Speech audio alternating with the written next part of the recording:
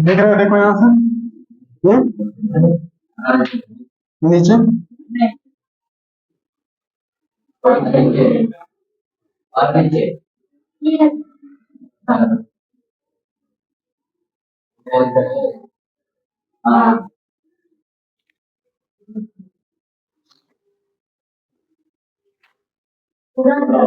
पूरा।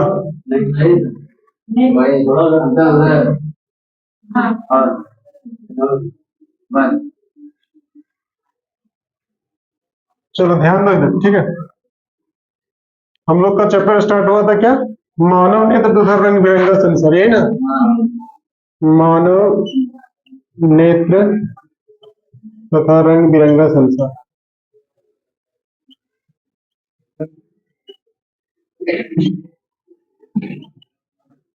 ठीक है। Human I and colourful world, human I and colourful world. ठीक है, ये चैप्टर है हमारा। ठीक, इस चैप्टर में हम लोग पढ़ेंगे किसके बारे में, आंख के बारे में।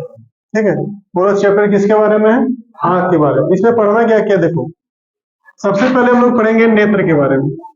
पहला टॉपिक जो हमारा रहेगा वो नेत्र के बारे में। और नेत्र का जो इंपॉर्टेंट पार्ट है, नेत्र के महत्वपूर्ण भाग बोलो या अंग बोलो, भाग बोलो या अंग। फिर पढ़ेंगे हम लोग इसके अंगों का जो कार्य है, फंक्शन। क्या पढ़ेंगे, इसका कार्य यानी कि फंक्शन। कार्य बोले या तो फंक्शन। जो नेत्र में जो भी अंग पाए जाते हैं, जैसे कॉर्निया हो गया, ठीक है, रेटिना हो गया, कचाप द्रव्य हो गया, आपका लेंस हो गया, सिलियरी मांसपेशियां हो गई, यानी कि पक्षामी पेशियां जिसको बोलते हैं। ठीक है, तो इन सब चीजों के बारे में हम लोग उनके कार्यों के बारे में पढ़ेंगे इसमें। ठीक, नेक्स्ट थर्ड पॉइंट है। थर्ड पॉइंट क्या है, थर्ड पॉइंट है हमारा नेत्र में होने वाली बीमारियां, यानी कि इसको बोला जाता है डिजीज ना। नेत्र में होने वाली बीमारियां, नेत्र में होने वाली बीमारियां, होने वाली बीमारियां, कौन कौन सी बीमारी नेत्र में होती है। ठीक, जैसे एक होता है निकट दृष्टि दोष, निकट दृष्टि दोष। दूसरा हो जाएगा दूर दृष्टि दोष, और तीसरा हो जाएगा तुम्हारा जरा दृष्टि दोष।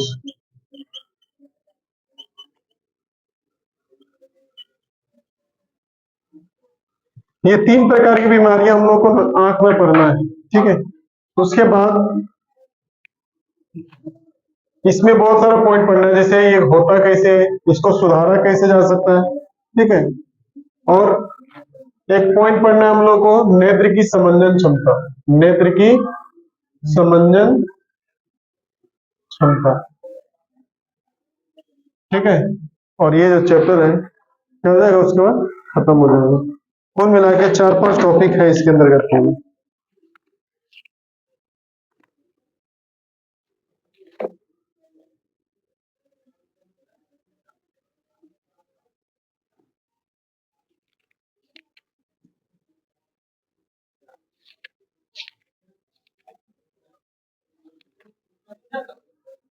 इसके बाद का जो टॉपिक आएगा वो हम लोग पढ़ेंगे प्रिज्म से प्रकाश का अपवर्तन। प्रिज्म से प्रकाश का क्या, अपवर्तन, प्रकाश का अपवर्तन,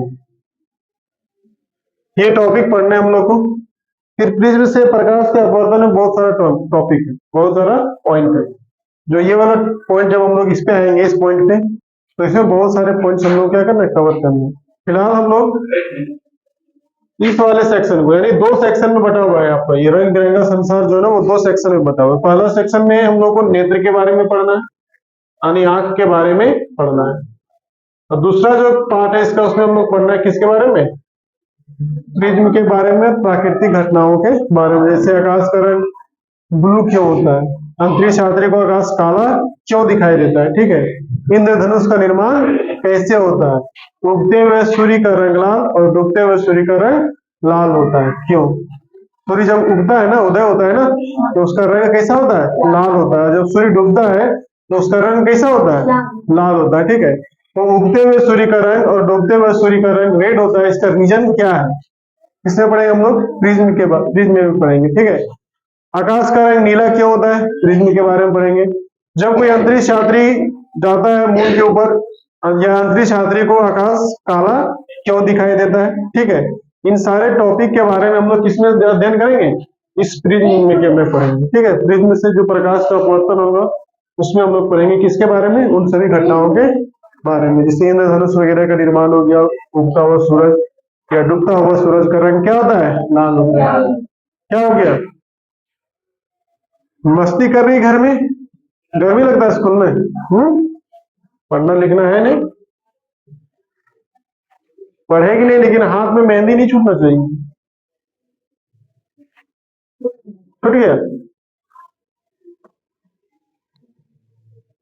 चलिए आते हैं हम लोग, सबसे पहला पॉइंट पढ़ते हैं। देखो ये चीज हम लोग पढ़ चुके थे, ये हम लोग पिछले क्लास में स्टडी किए थे इसके बारे में। ठीक है, नेत्र के बारे में, कि नेत्र मानव शरीर का वह महत्वपूर्ण अंग है। ठीक है, या ऐसी ज्ञान इंद्रियां हैं जो काफी सेंसिटिव होती है, संवेदनशील होती है, काफी संवेदनशील होती है। इसके आसपास थोड़ा सा भी हलचल होगा ना, तो ये अपने आप को क्या करेगा? एडजस्ट करेगा, अपने आप को उस चीज से बचाने का कोशिश करेगा। जैसे मान लो यहाँ हाथ दिख रहा है, अगर आंख के सामने लेके जाओगे ना, तो आंख का जो पलक होता है ना, वो पलक क्या हो जाएगा? आंख को ढक लेगा।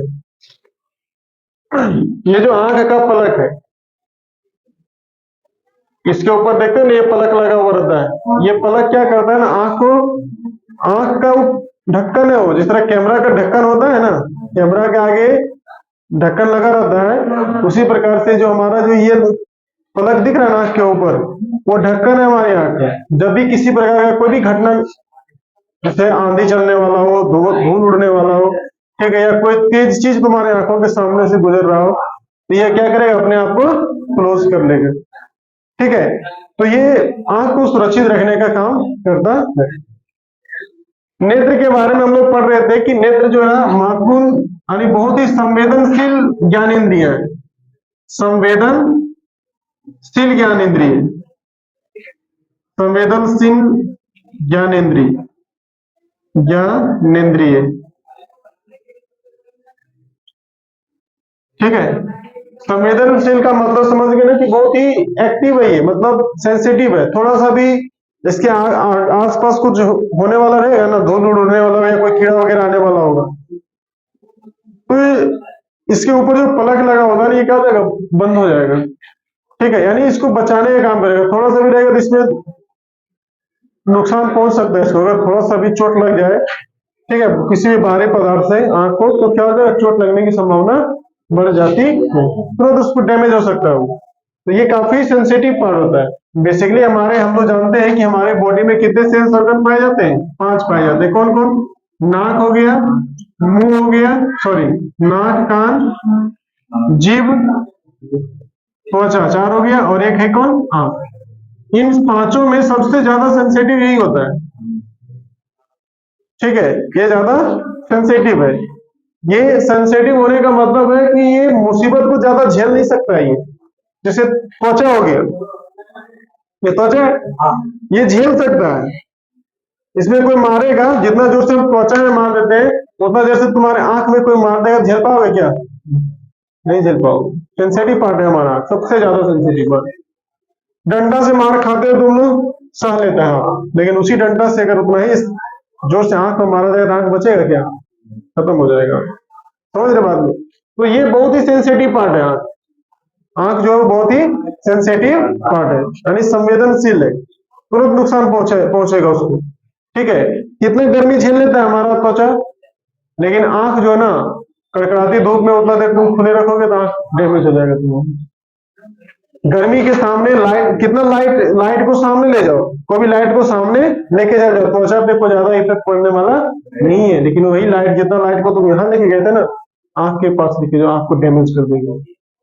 ठीक है, तो ये जो ज्ञान इंद्रियां हैं, ये जो ज्ञान इंद्रिय है आंख, वो काफी संवेदनशील ज्ञान इंद्रिय है और सबसे महत्वपूर्ण ज्ञान इंद्रिय हमारे बॉडी का, जो हमको क्या करता है, इस रंग बिरंगे संसार को, कलरफुल वर्ल्ड को देखने में हमारी क्या करता है। ठीक है, आगे इसमें हम लोग क्लास 8 में बहुत कुछ पढ़ा होगा तुम लोग, जैसे कि अगर आंख से कोई चीज, कोई किसी इमेज को हम लोग देख रहे हैं तो इसका जो प्रतिबिंब है ना, वो कितने सेकंड तक हमारे रेटिना पे बना रहता है, 1/16 सेकंड के आसपास होता है, वो रेटिना पे बना रहता है। प्रतिबिंब जो बनता है हमारे आंख में, वो कहाँ बनता है, रेटिना पे बनता है। कहाँ बनता है, रेटिना। बताए थे इमेज छाप के कि रेटिना कहाँ होता है। ठीक है, नहीं देखा होगा, जो नहीं आया होगा वो देख लो आज। ठीक है, बार बार बताएंगे नहीं, क्लास अपसेंट नहीं करोगे, नया चैप्टर स्टार्ट हुआ है। ठीक है, अगर अपसेंट करते हो तो दिक्कत का सामना करना पड़ सकता है, इसलिए अवेयर रहो कि क्लास कंटिन्यू रखो। अगर अपसेंट करते हो भाई तो पढ़ने वाला, अगर अपसेंट करते हो तो नुकसान है, नहीं पढ़ने वाला अपसेंट करोगे दिक्कत नहीं है। जैसे देखो, उसको मतलब ही नहीं रहता है क्लास। क्या नाम है, अरबाज, सरफराज, अरबाज। आंख बनाने सिखाए थे तुम लोग को, आंख कैसे बनाना है, गोल करना है सबसे पहले। ठीक है, उसके बाद ये वाला पोर्शन थोड़ा सा मिटा देना, यहाँ पे लेंस लगाओगे इसलिए। कौन सा लेंस लगाएंगे, यानी हमारे आंख में जो लेंस पाया जाता है वो लेंस कौन सा रहता है, उत्तर लेंस रहता है। ठीक है, उसके बाद यहाँ से ना इस प्रकार से एक उभार देना है, संरचना देना है। ये नहीं, रेटिना नहीं है, ये कॉर्निया है, जिसको हम लोग क्या बोलते हैं, स्वच्छ मंडल भी बोलते हैं। कॉर्निया, या इसका एक और नाम होता है क्या, स्वच्छ मंडल। ठीक, यहाँ पे देखो, यहाँ पे जो है ना, इस आंख को एक मांसपेशी पकड़े हुए रहती है, इस आंख को एक मांसपेशी पकड़े हुए रहती है। ठीक है, ये जो मांसपेशी है ना, इस मांसपेशी को हम लोग क्या बोलते हैं, पक्षांबी पेशियां बोलते हैं। क्या बोलते हैं, पक्षांबी पेशियां। अंग्रेजी में बोला जाएगा तो सिलियरी मसल्स बोला जाता है। क्या बोला जाता है, सिलियरी मसल्स। ठीक है, इसको बोला जाता है पक्षमावी पेशियां, पक्षमावी पेशियां। देखो इसका काम क्या है सर, ये जो मांसपेशी पकड़े हुए ना लेंस को, ठीक है, ये लेंस को कभी लंबा करेगी, कभी छोटा करेगी, यानी खींच के लंबा करना और छोटा करना। ठीक है, जैसे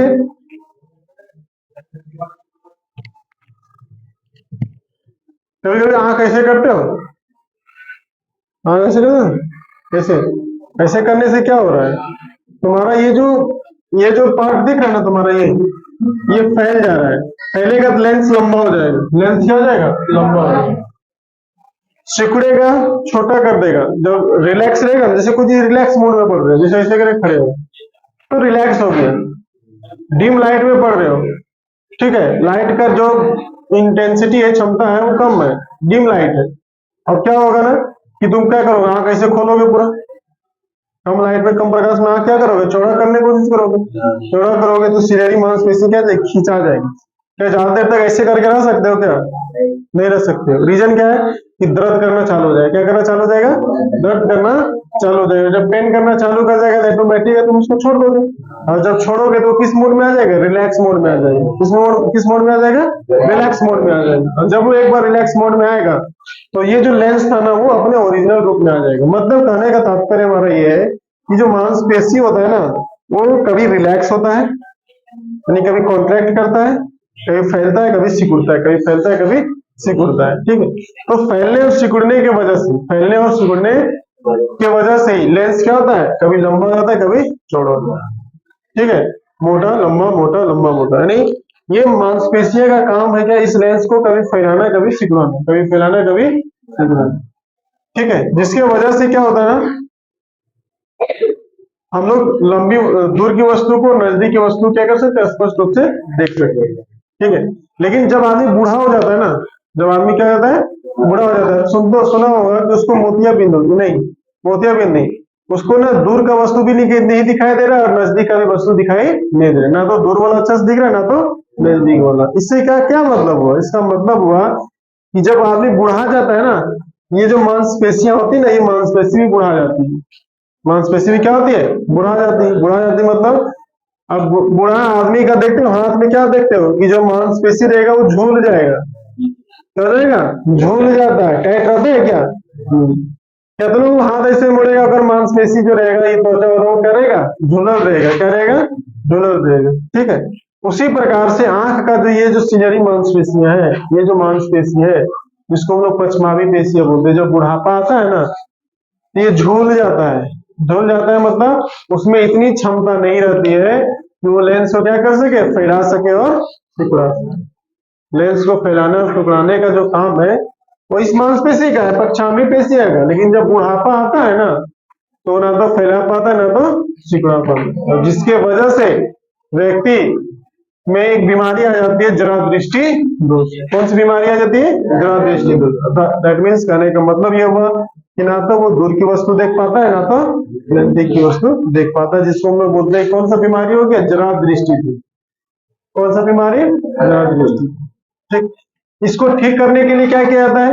तो ठीक करने के लिए जो है ना वो चश्मा दिया जाता है जिसमें दोनों लेंस लगा होगा, अवतल लेंस भी लगा होगा और उत्तल लेंस, दोनों लेंस लगा दिया जाता है। तो देखता होगा ना कोई कोई आदमी ऐसे करके देखेगा, यहाँ पे ऐसे करके उठा हुआ रहता है, एक तरफ उत्तल रहेगा एक तरफ अवतल रहेगा। ठीक है। उत्तल और अवतल दोनों रहता है, दूर की वस्तु देखने के लिए और नजदीक की वस्तु देखने के लिए। दोनों ही प्रकार के लेंसेस में क्या किए जाते हैं? प्रयोग किए जाते हैं। तो ये वाला जो पोर्शन दिख रहा है ये सिलियरी मांसपेशियां, पश्चिमावी पेशियां। अब पीछे वाला पोर्शन जो दिख रहा है ना, ये वाला पोर्शन, ठीक है, ये वाला जो पोर्शन दिख रहा है ना पीछे वाला, इस वाले पार्ट को हम लोग क्या बोलते हैं? रेटिना बोलते हैं, या इसी को एक और नाम से हम लोग जानते हैं। कौन सा नाम से? दृष्टि पटल। पटल खाने वाला पटल नहीं, दृष्टि पटल, जिसको रेटिना भी बोला जाता है।